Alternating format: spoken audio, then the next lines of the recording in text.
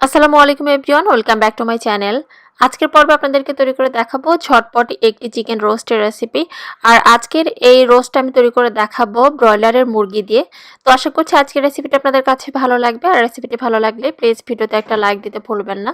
তো যেহেতু বলেছি যে ব্রয়লারের মুরগি দিয়ে আজকের এই রোস্টটা আমি তৈরি করব, তো এখানে আমি 6 পিসের মতো মুরগির রান এবং থানের যে অংশটা আছে সেটা নিয়েছি। তো এখানে মুরগির পিসগুলোকে আগে থেকে ভালোভাবে ধুয়ে পানি ঝরিয়ে নিয়েছি। এখন এর মধ্যে কিছু গুঁড়ো মশলা দিব। তো প্রথমে দিয়ে দিচ্ছি এখানে 1 চা চামচ মরিচ গুঁড়ো বা ঝালটা আপনারা আপনাদের স্বাদ অনুযায়ী দিবেন। এরপর দিয়ে দিচ্ছি স্বাদ মতো কিছুটা লবণ। তারপর দিয়ে দিচ্ছি এখানে আদা এবং রসুনের পেস্ট 1 চা চামচের মতো। মশলাটা কিন্তু আমি আবারও দিব। তো যাই হোক, এখন দিয়ে দিচ্ছি 1 চা চামচের মতো লেবুর রস। তো লেবু রসটা দিয়ে দেওয়ার পর এখন সবকিছু একত্রে খুব ভালোভাবে মুরগির মাংসের সঙ্গে একটু উল্টে পাল্টে মিশিয়ে নিচ্ছি। এই মশলাটা দিচ্ছি কারণ এখন এই মশলার সঙ্গে মেখে তারপর আমি মুরগির মাংসগুলোকে একটু হালকাভাবে ভেজে নিব। তো মশলা দিয়ে এখানে মাংসগুলোকে ভালোভাবে মিশিয়ে নেওয়ার পর 5-10 মিনিটের মতো একটু রেস্টে রাখবেন যদি সময় থাকে, আর না থাকলে সরাসরি রান্নাতে চলে গেলেও হবে। তো এখন দিয়ে দিচ্ছি একটা প্যানের ভেতরে 5 থেকে 6 টেবিল চামচের মতো তেল। তেলটা দেওয়ার পর একটু গরম করে নিতে হবে। তারপর এখানে দিয়ে দিচ্ছি মুরগির পিসগুলো। তো মুরগির পিসগুলোকে দিয়ে দেওয়ার পর এখন চুলার আঁচটা মিডিয়াম থেকে সামান্য পরিমাণ বাড়িয়ে দুটো পাশ জাস্ট একটু হালকাভাবে ভেজে নিব। খুব বেশি সময় নিয়ে এখানে চুলার আঁচটা বাড়িয়ে ভাজতে হবে না, জাস্ট হালকা ভাবে ভেজে নিলে হবে। কারণ বেশি সময় নিয়ে এটা ভাজলে কিন্তু রোস্টটা খেতে অত বেশি তুলতুলে হবে না, মানে এটা কিন্তু অনেক বেশি শক্ত হয়ে যাবে। তো দুটো পাশ আমি হালকা একটু গোল্ডেন কালার করে আমি ভেজে নিয়েছি মুরগির এই পিসগুলোকে। তো এগুলো ভাজা হয়ে গিয়েছে। আর ভাজার সময় দেখবেন যে এটা কিন্তু মশলাটা মানে তেলের সঙ্গে দেখা যাবে যে একটু ছিটতে শুরু করে। তো সেই পর্যায়ে এভাবে একটু একটা ঢাকনা দিয়ে একটু এভাবে রেখে দিলে দেখা যাবে যে এটা খুব ইজিলি ভাজা যায় ভাজার সময়। আর এটা ছিটলেও গায়ে লাগে না। তো তারপর এখন এই মুরগির পিসগুলোকে তুলে নিচ্ছি। এরপর এই সেম প্যানের ভেতরে আরও এক্সট্রা কিছুটা তেল আমি দিয়ে দিচ্ছি। তবে খুব বেশি পরিমাণ তেল দিয়ে এখানে রোস্টটা আমি তৈরি করব না। তেলের সঙ্গে আপনারা চাইলে কিন্তু এখানে ঘিটাও দিতে পারেন, তবে আমি এখন দিব না, পরে দিব। তো এখন কিছু আস্ত মশলা দিব। দিয়ে দিচ্ছি 2টা তেজপাতা, তারপর দিয়ে দিচ্ছি এখানে 2 টুকরো দারুচিনি, তারপর দিয়ে দিব হচ্ছে এখানে 6টা থেকে 7টার মতো এলাচ। এরপর দিয়ে দিচ্ছি এখানে 1 কাপ পেঁয়াজ কুচি। রোস্ট তৈরিতে সাধারণত পেঁয়াজটা একটু বেশি লাগে। তো পেঁয়াজ কুচিটা দিয়ে দেওয়ার পর এখন একটু নেড়ে চেড়ে নিচ্ছি। আর চুলার আঁচটা এই পর্যায়ে মিডিয়াম থেকে বেশ খানিকটা বাড়ানো আছে। তো হালকা একটা কালচে কালার করে এখানে মানে গোল্ডেন কালার করে এখানে পেঁয়াজটাকে একটু ভেজে নিয়েছি। আর এই পর্যায়ে পেঁয়াজটা কিন্তু নরমও হয়ে গিয়েছে। তো এখন দিয়ে দিচ্ছি এখানে 2 টেবিল চামচ পেঁয়াজের পেস্ট। খুব বেশি দিব না, যেহেতু এখানে পেঁয়াজটাও আমি একটু বেশি দিয়েছি, মানে 1 কাপের মতো দিয়েছি। তো 2 টেবিল চামচ পেঁয়াজের পেস্টটা দিয়ে দেওয়ার পর 2 থেকে 3 মিনিটের মতো একটু ভেজে নিতে হবে। এতে করে দেখবেন যে পেঁয়াজের একটা এক্সট্রা স্মেল থাকে, তো সেটা চলে যাবে।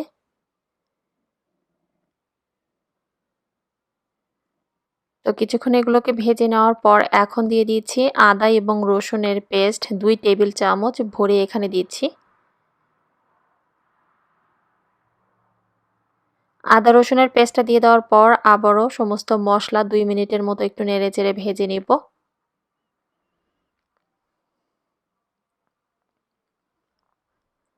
তো মশলাটাকে এখানে কয়েক মিনিট একটু সময় নিয়ে ভেজে নিয়েছি। এতে করে দেখছেন এর কালারটাও কিন্তু চেঞ্জ হতে শুরু করেছে। এখন আমি দিয়ে দিব গুঁড়ো মশলা। প্রথমে দিয়ে দিচ্ছি 1/2 টেবিল চামচ মরিচ গুঁড়ো, বা ঝালটা আপনি চাইলে আপনাদের স্বাদ অনুযায়ী কম বা বেশি করেও দিতে পারবেন। তারপর দিয়ে দিচ্ছি এখানে 1/2 টেবিল চামচ জিরা গুঁড়ো। এরপর দিয়ে দিচ্ছি এখানে সামান্য পরিমাণে পানি। পানি দিচ্ছি যাতে করে মশলাটা আর কষানোর সময় পুড়ে না যায়। আপনারা চাইলে এখানে পানির পরিবর্তে তরল দুধটাও কিন্তু দিতে পারেন। তো পানিটা দিয়ে দেওয়ার পর এখন সবকিছু একত্রে খুব ভালোভাবে একটু মিশিয়ে নিয়ে তারপর এগুলোকে আমি একটু কষিয়ে নিব ঢাকনা দিয়ে ঢেকে। আর চুলার আঁচটা এই পর্যায়ে কিন্তু মিডিয়াম লোতে রাখতে হবে, কারণ খুব বেশি আঁচে এখানে মশলাটা কষানো যাবে না। তো এরপর দিয়ে দিচ্ছি এখানে 1/3 চা চামচ করে জয়ফল এবং জয়ত্রী গুঁড়ো। জয়ফল এবং জয়ত্রী দুটো আলাদা করে কিন্তু 1/3 টিস্পুন করে আমি দিয়েছি।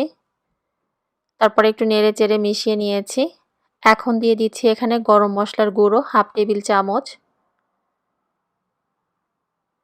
তারপর আবারও সবকিছু একত্রে ভালোভাবে একটু মিশিয়ে নিচ্ছি। চুলার আঁচটা মিডিয়াম থেকে একটু কমানো আছে, যেহেতু মশলাতে মানে একটু ঘন হতে শুরু করেছে সেই জন্য, নাহলে এটা দেখা যাবে যে পুড়ে যাবে।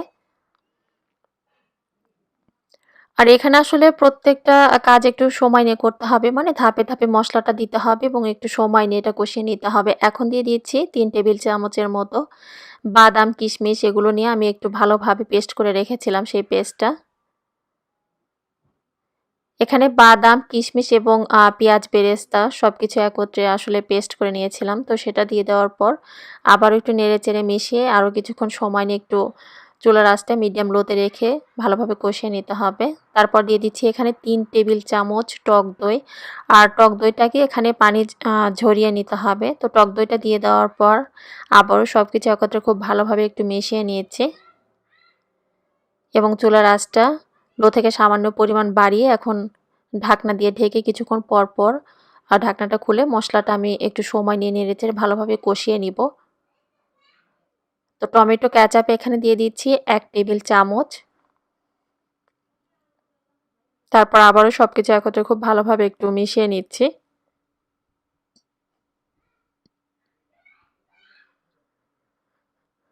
আসলে এখানে চিকেন রোস্ট আপনি যত সময় নিয়ে মশলাটাকে চুলার আঁচটা কমিয়ে একটু ঢাকনা দিয়ে ঢেকে এটা ভালোভাবে কষিয়ে নিবেন, ততই কিন্তু এর টেস্টটা বেড়ে যাবে। এটা আসলে অনেকটা ডিপেন্ড করে আসলে আপনি কতটা সময় নিয়ে মশলাটাকে ভালোভাবে কষিয়ে নিচ্ছেন তার উপরে। একটু সময় নিয়ে ভালোভাবে কষানোর একটা পর্যায়ে দেখবেন যে মশলা থেকে তেলটা ভেসে উঠবে। তো সেই পর্যায়ে বুঝতে হবে যে মশলাটা ভালোভাবে কষানো হয়ে গিয়েছে। এরপর যে মুরগির পিসগুলোকে আগে থেকে ভালোভাবে একটু আমি হালকাভাবে একটু ভেজে রেখেছিলাম সেগুলো দিয়ে দিচ্ছি।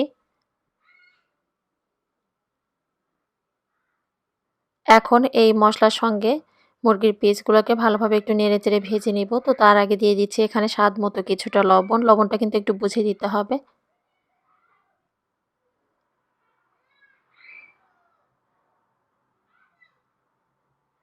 যেহেতু প্যানটা আমার একটু ছোট হয়েছে, তো যার কারণে এখানে একটু নেড়েচেড়ে নিতে একটু ঝামেলা হচ্ছে।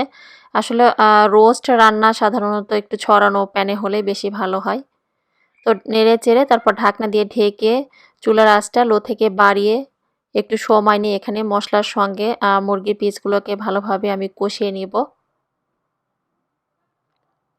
কারণ একটু সময় নিয়ে এটা কষিয়ে নিলে একটা পর্যায়ে দেখবেন যে মুরগির মাংসগুলো অনেকটা সেদ্ধ হয়ে যাবে। তো এখন দিয়ে দিচ্ছি 1 কাপ তরল দুধ। আর তরল দুধটা কিন্তু এখানে ঠান্ডা না, জাল করা আছে। তো তরল দুধটা দিয়ে দেওয়ার পর এখন সবকিছু একত্রে খুব ভালোভাবে আমি মিশিয়ে নিয়েছি। আর এর থেকে বেশি পরিমাণ তরল দুধটা লাগবে না, যেহেতু মশলার সঙ্গে মুরগির এই পিসগুলোকে আমি ঢাকনা দিয়ে ঢেকে একটু সময় নিয়ে কষিয়ে নিয়েছি, যার কারণে মুরগির মাংসটা একটু সেদ্ধ হয়ে গিয়েছে। তো ভালোভাবে এটা মিশিয়ে নিয়ে এখন আবারও ঢাকনা দিয়ে ঢেকে চুলার আঁচটা মিডিয়াম থেকে বাড়িয়ে একটু সময় নিয়ে এটাকে আমি একটু জাল করে নিয়েছি। তো মুরগির মাংসটা যখন দেখবেন যে খুব ভালোভাবে সেদ্ধ হয়ে গিয়েছে এবং রোস্টের গ্রেভিটাও উপকরণগুলো আছে সেগুলোকে দিতে হবে। আর এই পর্যায়ে এসে আমি যখন দেখেছি যে মাংসটা খুব ভালোভাবে সেদ্ধ হয়ে গিয়েছে, তো চুলার আঁচটা কিন্তু আমি একদম কমিয়ে দিয়েছি, তা না হলে গ্রেভিটা টেনে যাবে। তো এখন দিয়ে দিচ্ছি গোলাপ জল এবং কেওড়া জল কয়েক ফোঁটা করে দিয়ে দেওয়ার পর এখন দিয়ে দিচ্ছি আমি পেঁয়াজ বেরেস্তা। তারপর দিয়ে স্বাদটা বেড়ে যাবে অনেকাংশে। তারপর দিয়ে দিচ্ছি হচ্ছে 1 টেবিল চামচের মতো ঘি। কয়েকটা কাঁচামরিচ দিয়ে দিলাম সুন্দর একটা ফ্লেভারের জন্য। এরপর ঢাকনা দিয়ে এটা আমি চুলার উপরে দমে রেখে দিব। তো রান্নাটা আমার হয়ে গিয়েছে।